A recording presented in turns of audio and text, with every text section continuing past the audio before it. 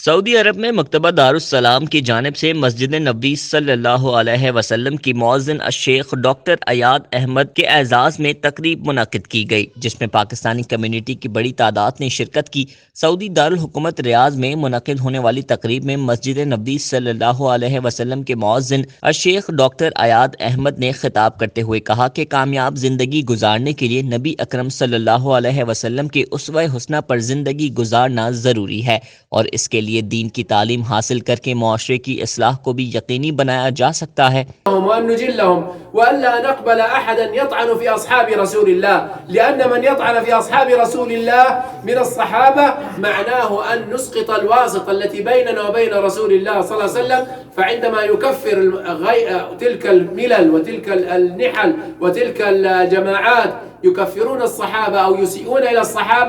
هم يسيئون إلى الدين لأنه كيف نروي الإسلام عن رسول الله إذا كان الصحابة قد كفروا وخرجوا من الملة، وهي طعن في رسول الله. من يتكلم على الصحابة هو يتكلم عن رسول الله ويريد أن يسيء إلى رسول الله صلى الله عليه وسلم.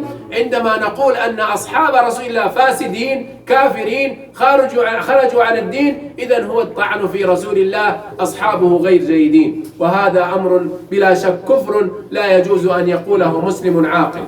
मस्जिद नबवी के मौज़िन ने अजान की अहमियत और ग़ुज़वा अहद के हवाले से भी खिताब किया। मकतबा दारुस्सलाम के मुरीद अब्दुल मालिक मुजाहिद का कहना था कि पाकिस्तानियों का दिल हरमैन शरफ़ैन के साथ धड़कता है और पूरी कौम मस्जिद हरमुल हराम और मस्जिद नबवी सल्लल्लाहु अलैहि वसल्लम के इमाम और मुअज़्ज़िन को कद्र की निगाह से देखते हैं कि ये मोहब्बत किसके साथ है?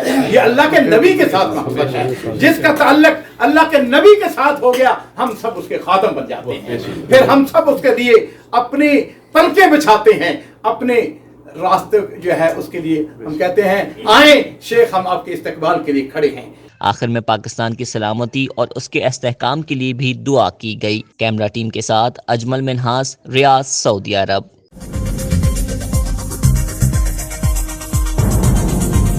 न्यूज़ से अपडेट रहने के लिए हमारे चैनल को सब्सक्राइब करें और बेल आइकन पर क्लिक करें।